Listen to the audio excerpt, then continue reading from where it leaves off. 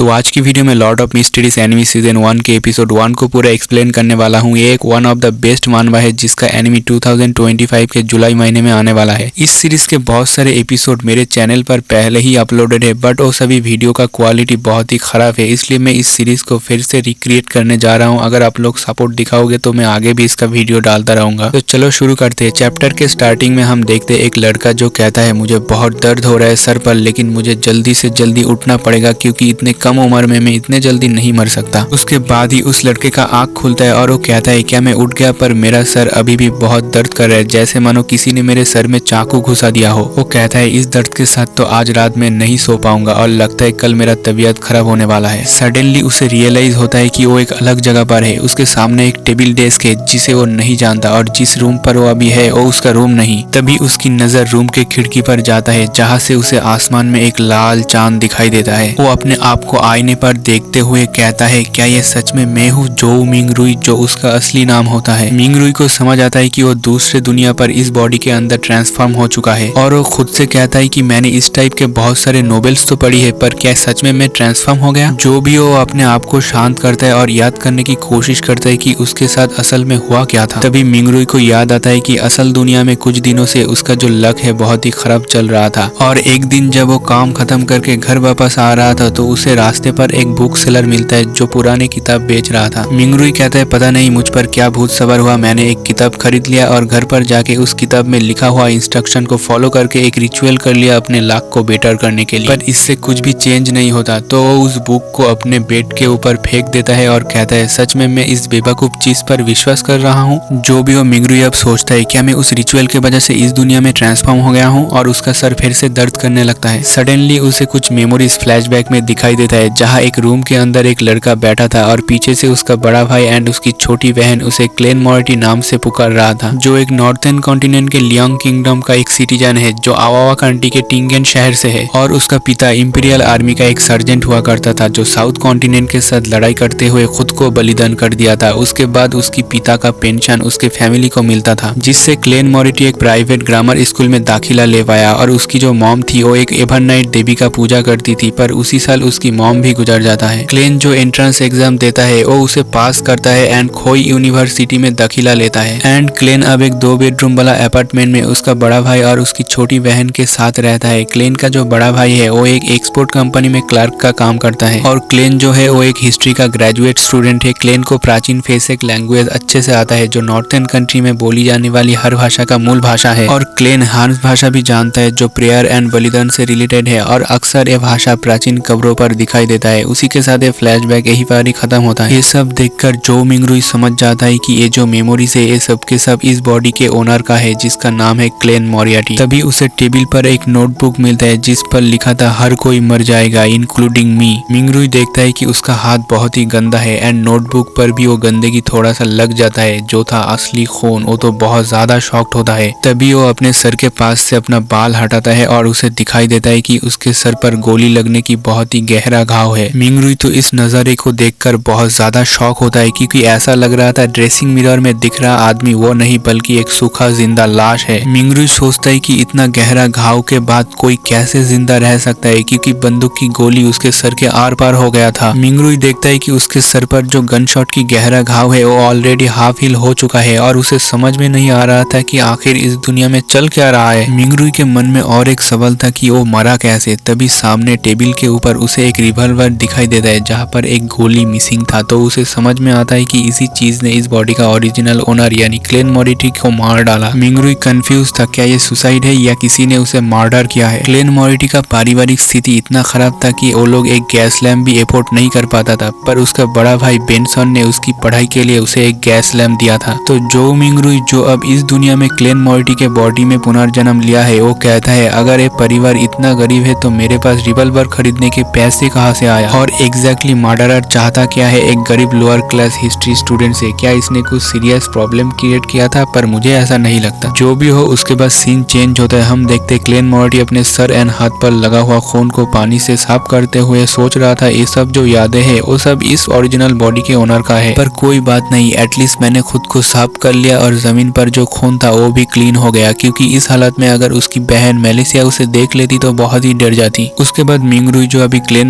मोरिटी के बॉडी में है। वो उस रिवॉल्वर को गौर से देख रहा होता है, तभी पीछे से एक लड़की की आवाज आती है, क्लेन तुम क्या कर रहे हो? ये सुनकर क्लेन घबरा जाता है और रिवॉल्वर को पीछे छुपा लेता है एंड उसके सामने उसकी बहन मेलिसिया आ जाती है। तो क्लेन उससे कहता है तुम इतनी जल्दी उठ गए, सच में तुम टाइम को लेकर बहुत ही पंक्चुअल हो। वही क्लेन पॉकेट के अंदर हाथ घुसा के एक वॉच निकाल कर कहता है मैं तो पापा की इस घड़ी को ठीक करने की कोशिश कर रहा था। मेलिसिया कहती है उस घड़ी को मेरे पास लाओ, मैं ठीक कर देती हूँ क्योंकि ये पापा की आखिरी निशानी है। मेलिसिया मोरिटी जिसकी उम्र 16 साल है और वो मोरिटी फैमिली का सबसे छोटी बेटी है जो टिंगेन टेक्निकल स्कूल में स्टीम एंड मशीनरी डिपार्टमेंट की एक स्टूडेंट है एंड इसका सपना है एक दिन स्टीम मैकेनिक बनना। मिंगरुई मन में सोचता है ये छोटी बहन बिल्कुल वैसे ही है जैसे क्लेन के याद में था और जब बात मैकेनिकल चीजों की आती है तो ऐसा लगता है कि मेलिसिया में सच में बहुत टैलेंट है। तभी मेलिसिया कहती है लो इस घड़ी को मैंने ठीक कर दिया है। क्लेन कहता है सच में तुम तो कमाल की हो। नेक्स्ट डे हम देखते मेलिसिया उसके भाई क्लेन के लिए ब्रेकफास्ट लाता है और कहती है तुमने कहा था कि आज तुम्हारी एक इंटरव्यू है तो मैंने तुम्हारे लिए भेड़ और मटर का सूप बनाया था। मेलिसिया क्लेन को कहती है जब तुम घर वापस आओ तो कुछ फ्रेश ब्रेड और उसके साथ मीट एंड मटर लाना मत भूलना एंड मेलिसिया ये बात फिर से दोहराता है याद से ले आना। मेलिसिया फिर कहता है याद से फ्रेश ब्रेड ले आना और ब्रेड सिर्फ 8 पाउंड का ही ले आना क्योंकि गर्मी बहुत है, अगर ज्यादा लाओगे तो सब खराब हो जाएगा एंड उसके साथ भेड़ का मीट लाना मत भूलना। क्लेन कहता है ठीक है मैं ले आऊंगा और वो मन में सोचता है सच में ये अपने बेवकूफ भाई को कितना प्यार करता है। अब क्लेन यानी मिंगरुई सोचता है अगर मैं आज मार्केट पर जाके कुछ स्टेपल फूड खरीद के ले आऊं तो मैं और एक रिचुअल कर सकता हूं और शायद मैं अपने दुनिया में वापस जा सकता हूं। उसी के साथ ये एपिसोड यहीं पर ही खत्म करते हैं और अगर आपको ये एपिसोड अच्छा लगा तो कमेंट में जरूर बताना। अगर आप लोग सपोर्ट दिखाओगे तो मैं ऐसे ही इसका नेक्स्ट पार्ट लाता रहूंगा और अगर आप लोग एनिमे रिलेटेड कुछ भी सवाल मुझसे पूछना चाहते हो तो इंस्टाग्राम पर DM कर सकते हो, लिंक आपको डिस्क्रिप्शन में मिल जाएगा। आज के लिए सायोनारा।